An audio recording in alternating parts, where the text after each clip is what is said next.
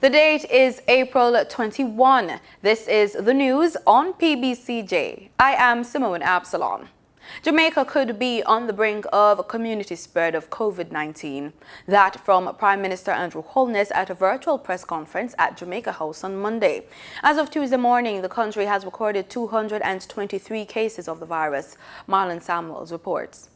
Health Minister Dr. Christopher Tufton updated the country on Monday during a virtual press conference at Jamaica House.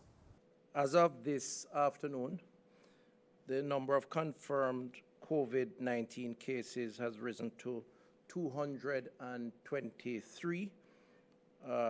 Included in those numbers are 27 new cases. Of those 27, 19 are females, 8 are males, and 26 of the new cases are linked to the Portmore workplace cluster. In terms of isolation and recovery, there are 128 persons in isolation and 24 in quarantine in a government-operated facility. 27 persons have recovered, and unfortunately 5 persons have died. Prime Minister Andrew Holness said the spike in COVID-19 cases suggests the country could be on the brink of community spread of the virus. He announced new curfew orders and adjusted work hours. Given the phase that we are in and the potential now of community spread, we believe that we have to tighten the curfews. I had kind of relaxed them after Easter, but the cabinet considered it carefully, and on the advice of the security forces and the health considerations from the Ministry of Health, we have some new curfew hours nationally, island-wide. So for the next 14 days, the curfews will start at 6 p.m. and end at 6 a.m. We have made some adjustments to the curfews as well. Work hours are now adjusted. So work hours are from 8 a.m. to 4 p.m.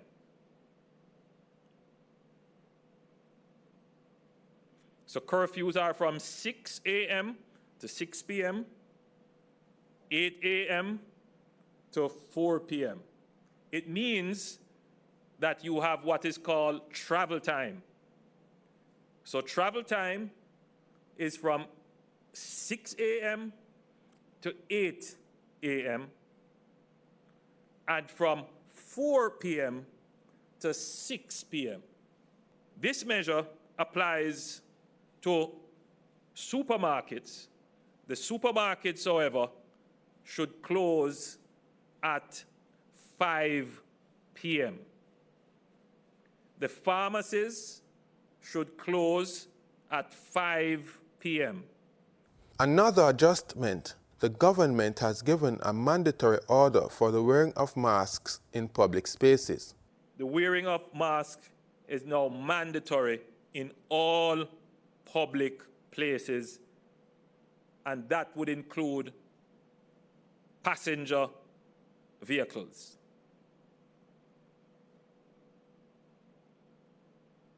All public passenger vehicles. I am encouraging all Jamaicans to comply, because we are now in the phase, or the CMO will explain whether or not we are in the phase, but we are close to being in that phase of community spread. These measures take effect on Wednesday, April 22, and will run for 14 days. At that time, they will be reviewed with the possibility of further extension. As the number of COVID-19 cases rise, the pressure mounts on the government as it tries to walk the fine line of keeping the country operational while protecting public health and safety from this invisible enemy. For the news on PBCJ, I'm Marlon Samuels. All business process outsourcing entities in the country will be closed for 14 days effective Wednesday, April 22. Prime Minister Andrew Holness made the announcement at a digital press brief at Jamaica House. We have said to the BPOs that the critical services, those that support the telecommunications, the banking, and the logistics and shipping, particularly those related to our operations as a country, that we will make exemptions and provisions for their operations, but those will be closely regulated. In fact, we are going to appoint one of our agencies along with the Ministry of Health to closely examine those minimum operations, because we don't want that minimum operation to be used as a guise for full operation. He says nearly 13,000 BPO employees have already begun working remotely. The announcement comes as the country's number of COVID-19 cases increased to 223. 26 of the new cases are linked to the business cluster in Portmore, St. Catherine. Some 120 workers in that workplace cluster has been tested positive for the virus so far. Lockdown restrictions in St. Catherine will continue for another 7 days from this Wednesday, but will be adjusted to allow for more days for shopping as the country tackles the deadly coronavirus. The days for movement and the time for movement has been adjusted.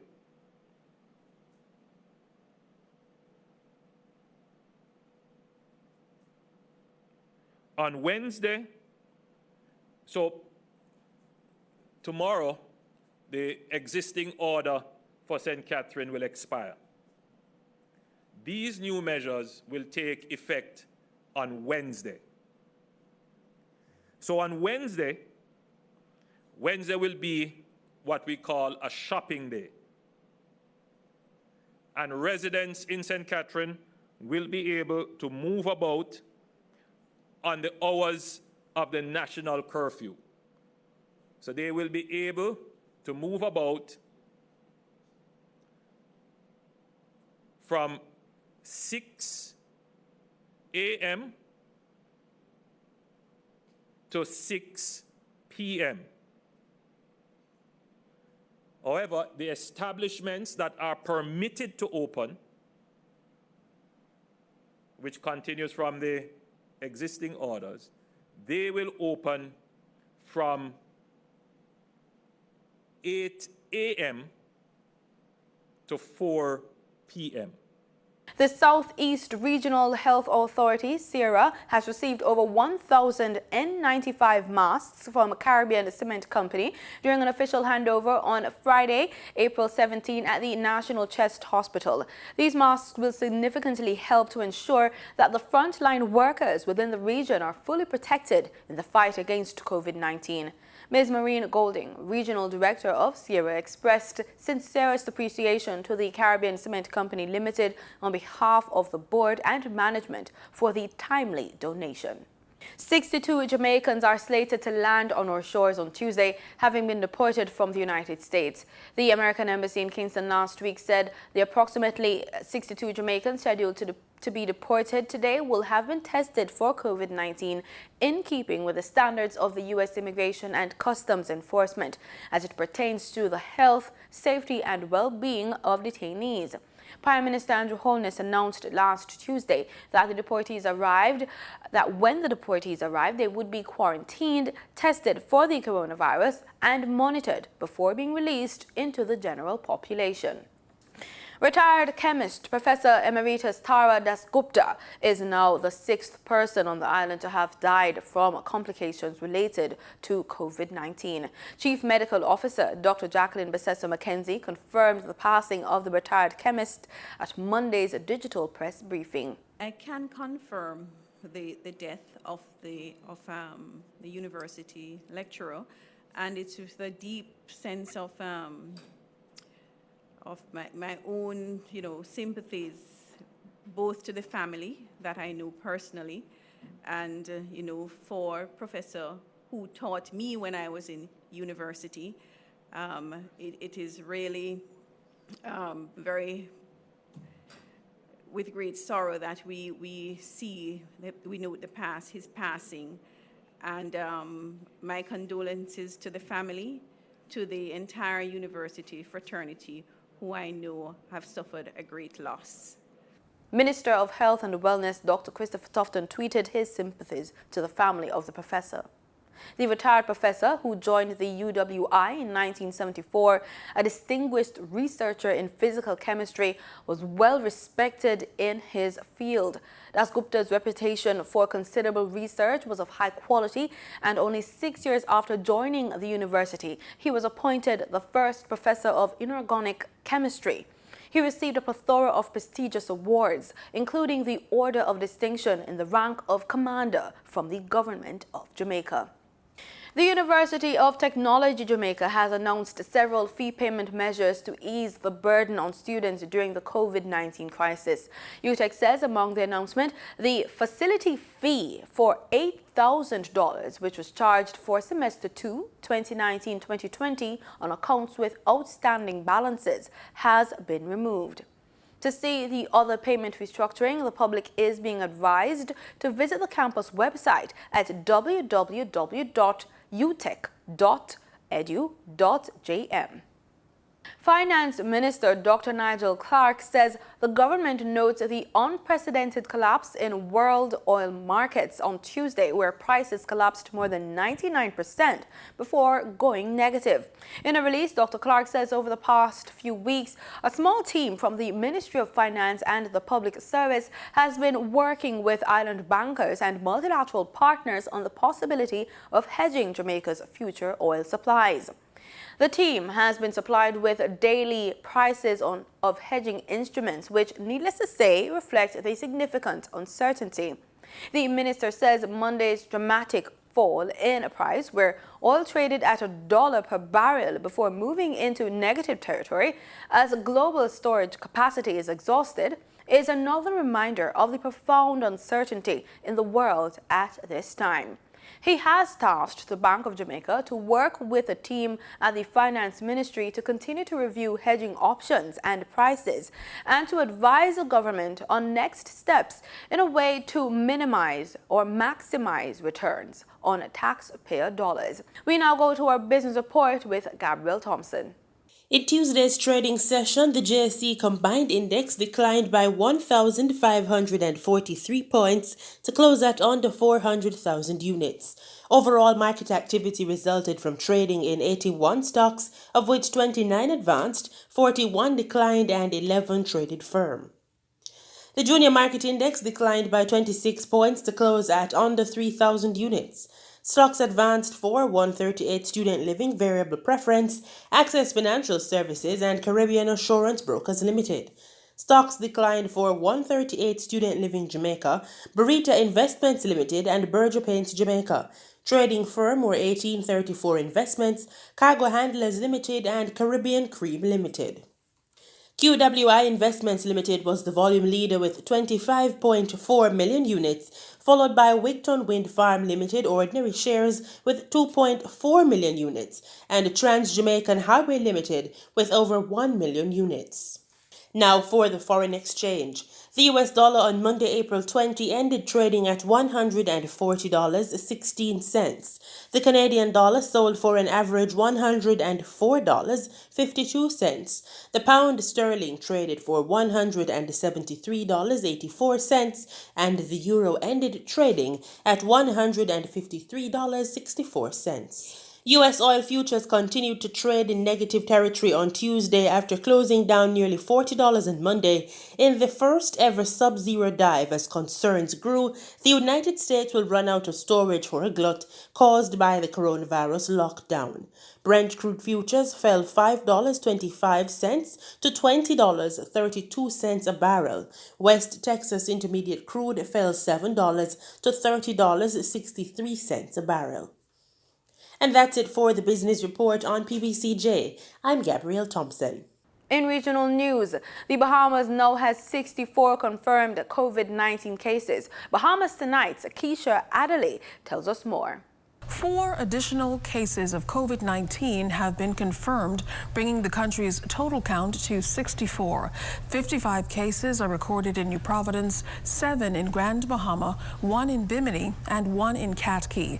The newest cases include 4 male residents of New Providence, ages 51, 52, 56, and 66 years old. 3 of them are hospitalized, while 1 remains in isolation at home.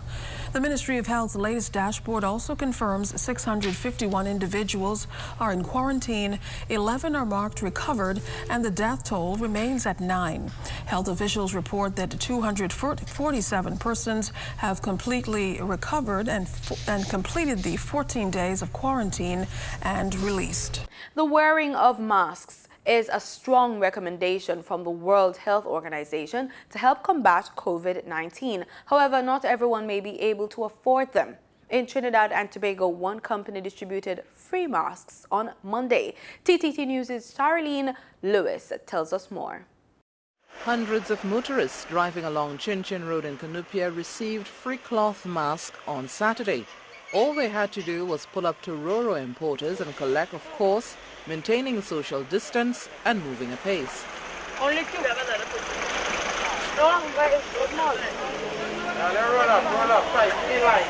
Proprietor David Mohammed said this initiative was necessary because many people can't afford to purchase food, far less a proper cloth mask. A lot of people with this virus, it's kind of hard for people to get a mask. So we decided to just do the mask and share it out to the ones in need of it. The poor families who cannot afford a mask. Mr. Mohammed said this is the second phase of his company's initiative. He gave praise where it was due, the able hands that made the mask. We did 500 Tuesday, and now we are doing 700 today. I would deliver to some homes, to people who cannot walk, the disabled. Just around Cunupia area alone. I would not go out because it's kind of dangerous for me. He said this is just one of the many initiatives that Roro importers will be embarking upon to ease the burden during this COVID-19 crisis. Charlene Lewis, TTT News. As of Sunday, Guyana has reported 65 confirmed cases of COVID-19. InfoHub's Delcia Haynes filed a report giving the breakdown. However, since her report, the numbers has inched up to 66 on Tuesday morning. According to a PAHO WHO projections model, Guyana's numbers would have at least tripled if measures and precautionary guidelines weren't implemented. The ministry continues to push efforts to flatten the curve as confirmed cases rise. After the first case was confirmed on March 11, just about 1 week later, 3 other cases were confirmed relating to the index case, and by the end of the second week, the number raised to 5 cases with 1 death. The regions began to put the necessary emergency measures in place to slow down the spread or even prevent the virus from reaching their regions. By April 1, the third week, there were 19 cases tested positive, 17 from Region 4 and 1 each from Regions 3 and 6 respectively. On April 8, a few days after the national emergency orders were made by the Public Health Minister, it was reported that there were 37 confirmed cases of COVID-19 in Guyana. The ministry intensified contact tracing and testing. The number of confirmed cases as of April 19 is 65, 7 deaths and 9 recovered cases. More than 80% of the confirmed cases are in Region 4, while Regions 1, 3, 6 and 10 share the remainder. Individuals can play their part in adhering to the curfew or the emergency measures, avoiding large gatherings and only leaving their homes if necessary, to slow down or even stop transmission of the deadly coronavirus. The government has been urged by PAHO WHO not to relax the emergency measures too soon, or they will be running the risk of a spike in the number of cases with a health system that may be unable to deal with such large numbers. For InfoHub, Delcia Haynes. The Guyana Bar Council has challenged the Guyana Election Commission, or GEECOM, to expedite the recount of March 2 poll results. However, Attorney General Basil Williams has described the Bar Council's attack on GEECOM as one filled with half-truths. In the article published on Friday, April 17, 2020, the Bar Council called for GEECOM to expedite the national recount of votes cast on March 2nd, saying that there was a need for accurate and transparent poll results, and that failure by GEECOM to ensure this after 6 weeks was disgraceful and inexcusable. In response to this article, A.G. Williams said the attack was filled with half-truths. He said the Bar Council should also be ashamed to pronounce that Guyana would fall into a constitutional abyss if GEECOM's current recount goes beyond April 30th, 2020. The Attorney General stated, the Bar Council had a duty to fully disclose that though Article 69 of the Constitution provides that on dissolution, the next session of Parliament must be convened no later than 4 months from the end of the preceding session. The Court of Appeal of Guyana in 2006 upheld the decision of the Chief Justice Carl Singh that the 4 months timeline was directory and not mandatory. End of quote. The Attorney General explained that a similar case, Civil Appeal number 79 of 2006, was appealed by the leadership of the AFC, challenging the PBPC's convening the new parliament not on the 2nd day of September 2006, 4 months after dissolution, but on the 28th of September 2006, almost 5 months later. He challenged the Bar Council, saying it did not make any alarm about the constitutional abyss then, adding that at that time there was no pandemic or required social distancing. Quote, in the 2006 elections, there was no pandemic that required social distancing, nor court challenge before the declaration of the results of the elections as at present. End of quote. A.G. Williams said evidence showed a deliberate intention on the part of the opposition PPC to ignore the 4 months timeline in Article 69 in previous years, and yet again challenged the Bar Council about this. In the meantime, he expressed confidence that GEECOM's lawyers would respond to the attack and abuse directed towards it by the Bar Council. He also urged GEECOM not to be distracted from its constitutional mandate envisaged in Article 62 and 162 of the Constitution to independently supervise and conduct elections in Guyana in order to deliver credible elections. Felicia Valenzuela, InfoHub. In sports, we're on the field with football, as reggae boy Andre Blake has been voted by the America's Soccer-Based Index as the 29th most influential player in Major League Soccer. The 29-year-old Philadelphia Union goalkeeper makes the top 100 list after being named in the MLS All-Star Team of 2019. Blake is ahead of former Manchester United winger Nani, who is at number 30 on this list. Mexican striker Carlos Vela is number 1 on the index after scoring 34 goals in 31 appearances last season. American goalkeeper Sean Johnson, who trained with Jamaica's under-17 and under-20 levels, is 57th on the list. And that's the news on PBCJ. Thanks so much for watching. Remember, we are the People's Station, and continue to stay safe.